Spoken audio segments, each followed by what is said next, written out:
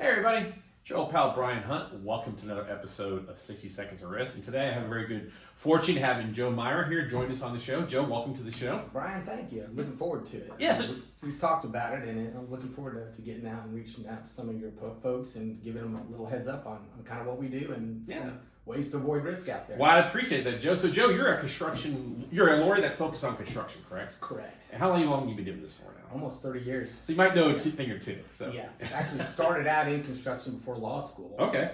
And then decided I wanted to be a lawyer. And then at that point, went to law school and then kind of naturally gravitated towards construction law. And here we are. Fantastic. So you actually seen a bunch of things. And you've probably seen a lot of things where if someone took a lot ounce of prevention, they could have really, avoided a pound of cure type of thing.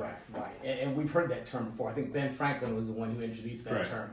An ounce of prevention being a pound of cure. And what we find a lot when we end up dealing with clients is when they get in a dispute with an owner or a GC or a sub, my first question is, hey, what does the contract say? Yeah. And you'd be surprised how many people have not reviewed their contract and don't know what's in their contract. Seen it too many times, Yeah. So what we like to tell clients, and either new clients or clients that we currently work with is, hey, let's take a look at the contract on the front end of the project. Okay. Before you sign the contract and agree to the terms when you're still in that honeymoon phase with the opposition, let's take a look at what's in there. And a lot of times the parties can negotiate softer terms to your benefit, or if you can't get the other side to bend, at least you know what you've signed up for. Sure. And that way, when you go into the project, you can mitigate the risk and the hurdles that you might incur when you finally do ultimately have some form of dispute.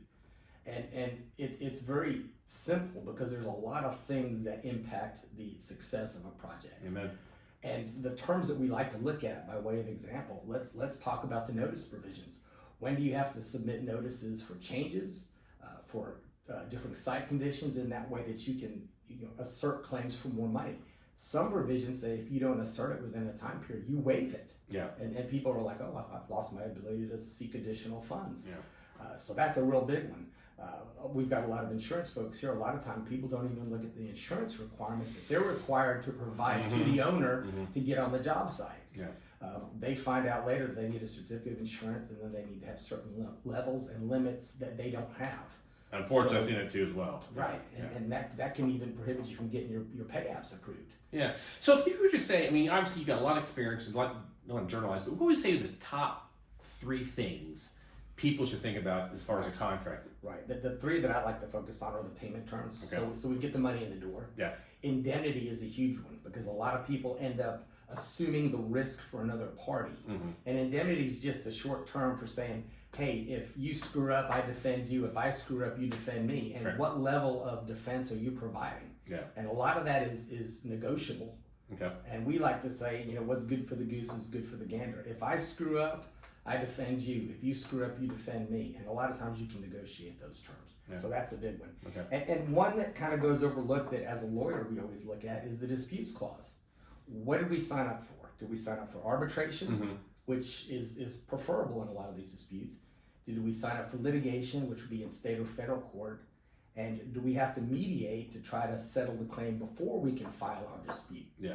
A lot of times folks are in that phase. They've got their guns out and knives drawn, and it's like, what form are we going to fight in? Are we going to fight in a private form like AAA or ICC, or are we going to go file this in state district court? Yeah. That can have a big impact on how the dispute plays out, how long it takes to get it resolved, and what strategies you use to try to resolve it. So if someone's ever watching this and they hear you and they realize, oh my God, I did not read the contract and I signed it, and nothing bad's happened yet, but they go back and they look at their contract and go, oh, I didn't believe I signed up on these things.